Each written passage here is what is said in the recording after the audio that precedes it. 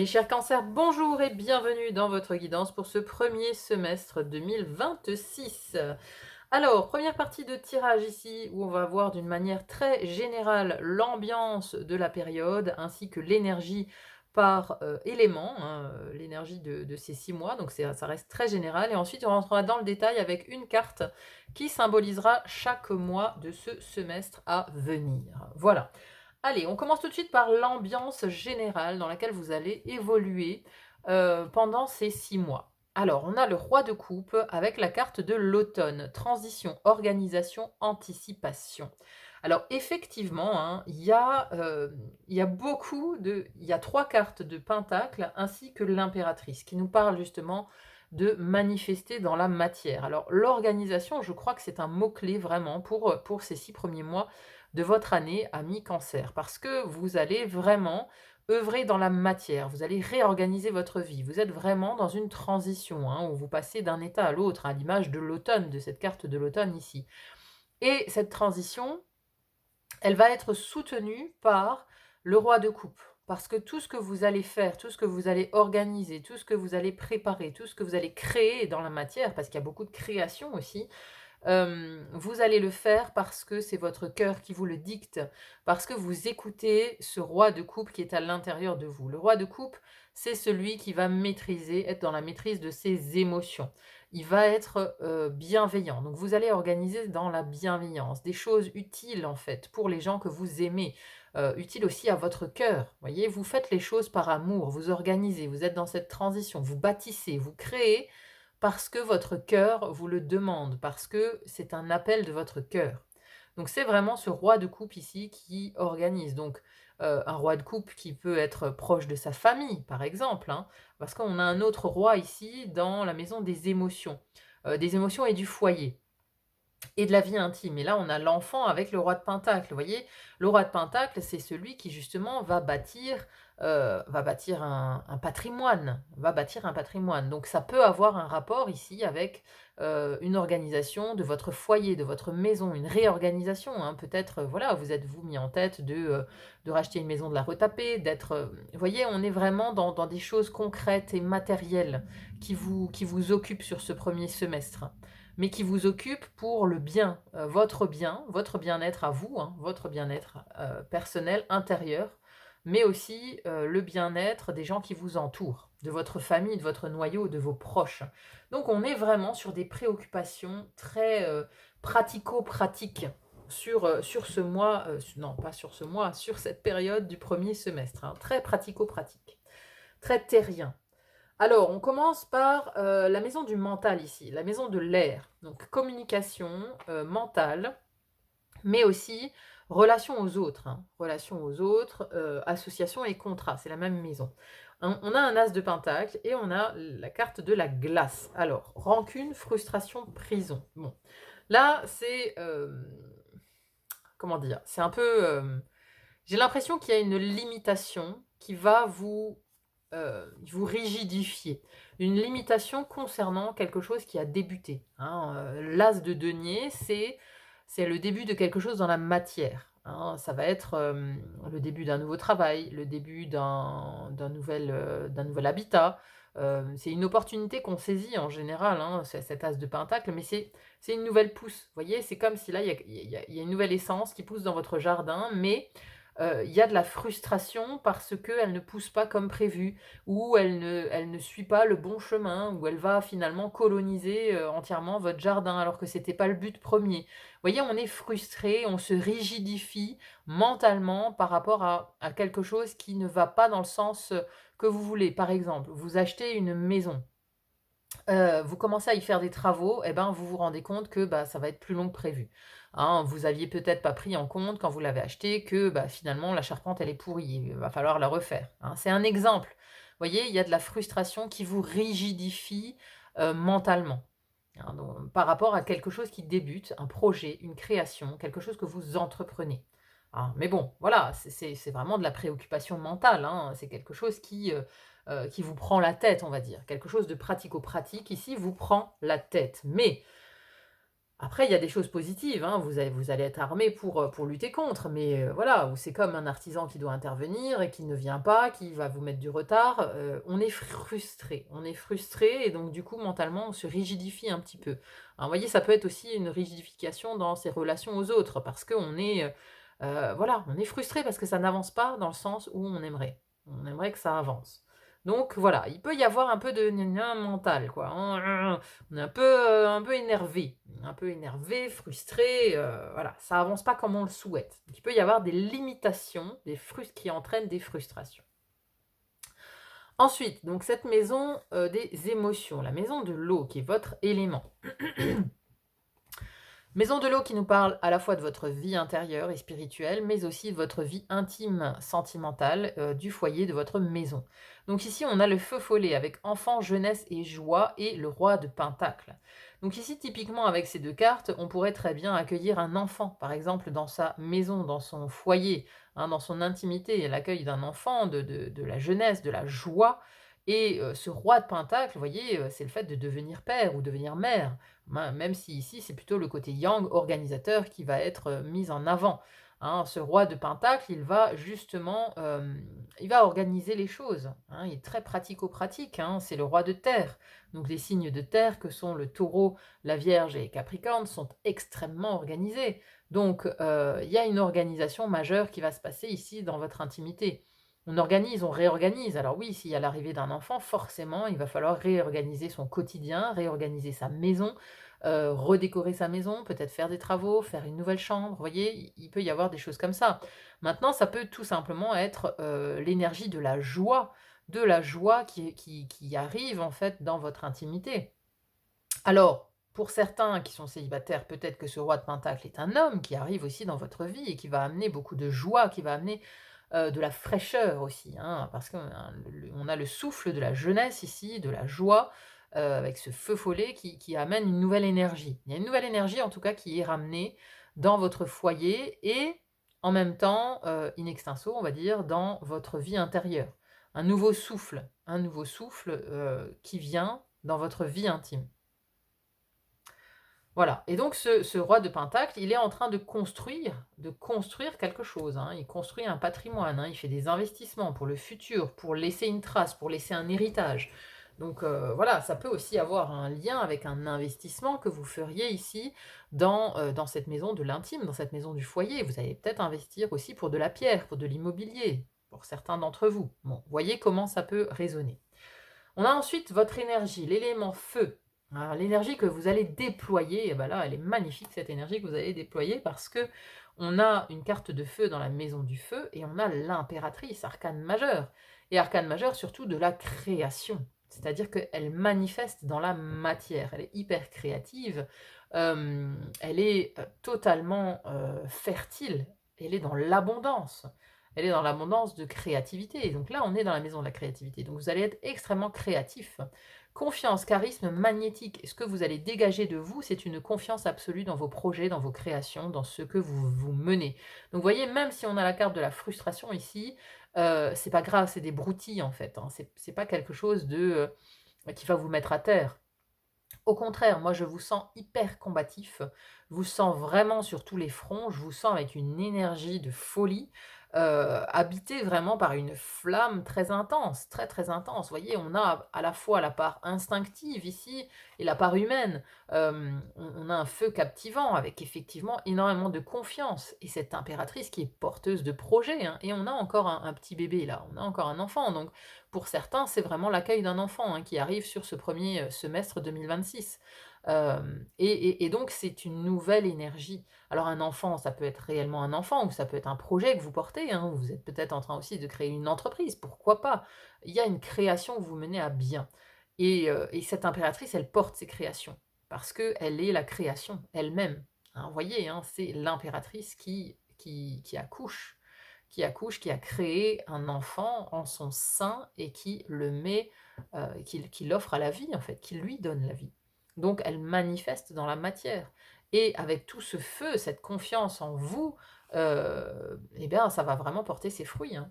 Une énorme confiance, un charisme, un magnétisme qui vous habite ici, sur ce premier semestre, hein. Ça va déménager, hein. C'est vraiment l'impression que j'ai, c'est fou, beaucoup, beaucoup d'énergie. Dans la maison de la terre, qui nous parle à la fois des finances, des possessions, du corps physique, de la santé, mais aussi du travail, de la vie professionnelle. Alors ici, on a liquide, avec avenant, fluide évident ou nonchalant, complexe, caché, avec un valet de denier. Alors, le valet, c'est toujours celui qui débute quelque chose, hein, donc il n'est pas au point, il est en apprentissage. Il est en apprentissage et le liquide, c'est extrêmement mouvant. Donc là, moi, j'ai des oscillations comme ça, hein. J'ai un jour ça va, un jour ça va pas. C'est-à-dire que bon, vous restez quand même un signe d'eau hypersensible, donc certes, vous allez vous organiser comme un signe de terre, mais on a quand même dans votre quotidien des hauts, des bas, du mouvement émotionnel en fait, hein.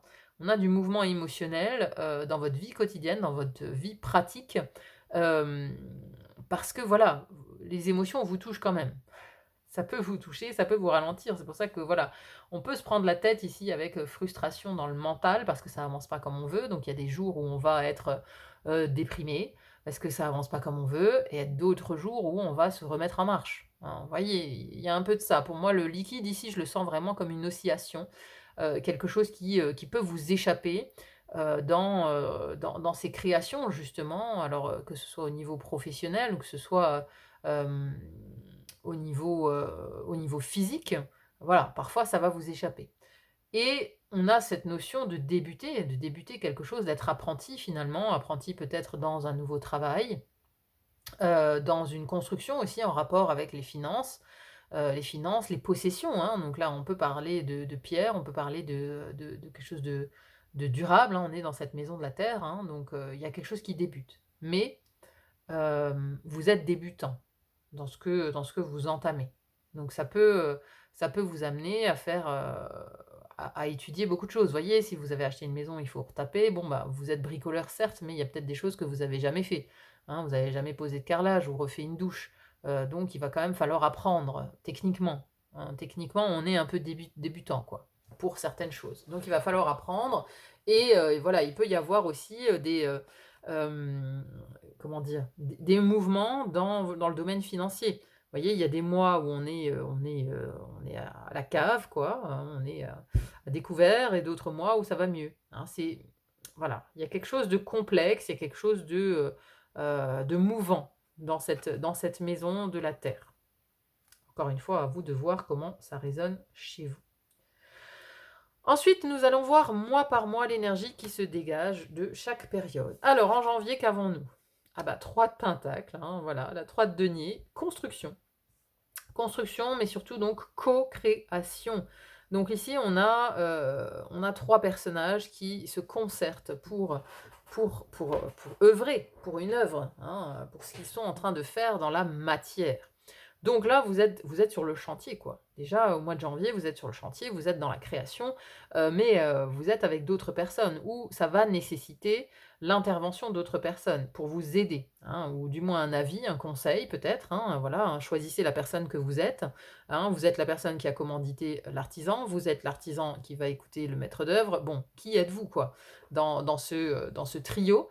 Mais ça parle vraiment d'œuvrer de concert pour quelque chose, pour une construction, pour construire, pour avancer, hein. Voilà, c'est vraiment ça. Donc là, vous êtes déjà dans la matière, hein, dès le mois de janvier, hein. Ensuite, on a au mois de février l'empereur qui est le bâtisseur. Vraiment, hein, là, vous bâtissez un truc que vous voulez stable, quoi. Vous êtes en train de faire vos fondations, vous coulez le béton, quoi. Vous coulez le béton de quelque chose, vous construisez votre empire, hein.